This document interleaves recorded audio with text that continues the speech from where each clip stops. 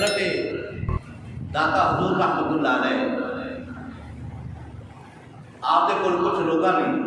عرض کی سرکار جی تسی مسجد بنائی ہے نا جی، اس مسجد کا جڑا رخ ہے نا یہ ٹھیک نہیں لگتا سارا، اس کا جڑا قبلہ ہے نا یعنی رخ قبلے والے نا یہ رخ سانو ٹھیک ہے نہیں لگتا۔ آپ نے فرمایا چلو ایسے کرو کوئی ٹائم رکھ لو، کر لیں گے یہ بھی سیدھا کر لیں گے۔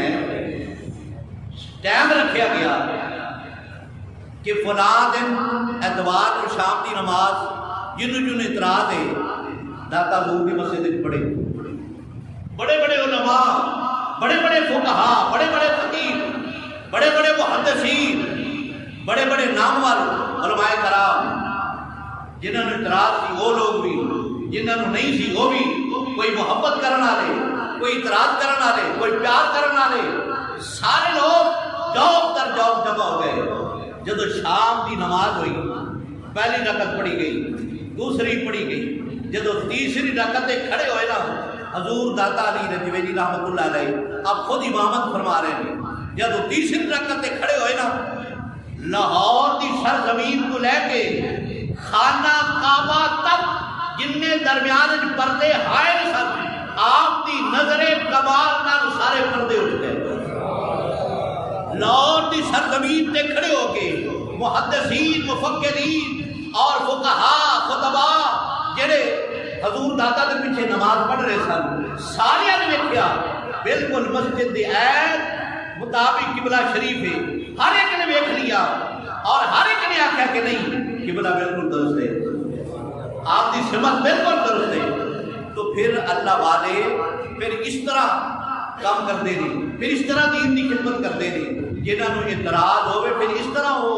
زیارت بھی کراتے ہیں۔ داتا حضور رحمت اللہ علیہ آپ بیٹھے نے، ہندوؤں کی برات گزری، جب ہندوؤں کی برات گزری نا رستہ بھول گئے، انہوں نے کہا اے بابا جی پرانے بیٹھے نے، اینا کو پوچھو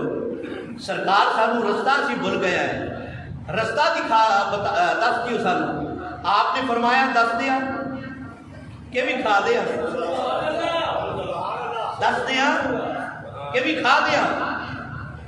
وہ ہندو سن رمز نہ سمجھ سکے، انہوں نے کہا چلو ایسی صحیح نہیں بابا جی تسی نہ دسو تسی بھی کھا ہی دیو۔ آپ نے فرمایا ادھر آؤ بیٹھو، بیٹھے نا این کر کے آپ نے نظر فرمائی گنبد خضرا سامنے کر چھڑیا، جب گنبد خضرا سامنے کر چھڑیا فرمایا لو اے تہاڈا رستہ جی۔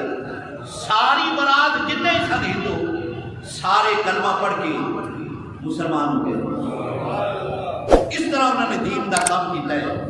اللہ اکبر، اللہ